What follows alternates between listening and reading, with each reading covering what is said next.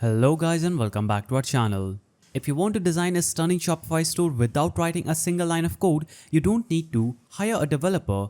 Just follow these steps and you'll have a clean professional store up and running in no time. So, after signing up on Shopify, head over to Theme Store by clicking on Online Store button and start with a free theme like Dawn or Craft. They are clean, mobile friendly and super customizable. Just scroll down on this page and click on add under any free theme available. So you can click on try theme, that theme will be set as your current store. Now you'll have to navigate to this page and click on the customize button. This opens the theme editor.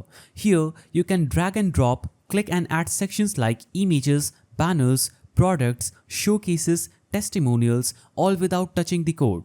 You can just click on add section button and choose any kind of element you want to add like blog post, videos, contact form, email sign up, multi-row column, slideshow, collage, image and text. So you can do all without touching a single code. You can rearrange everything by dragging blocks around. Now another step is adding high quality visuals. Upload clear product images and simple logo. If you don't have any logo, use Shopify's Hatchful to make one in minutes. You can even grab free stock photos from Unsplash directly inside the editor.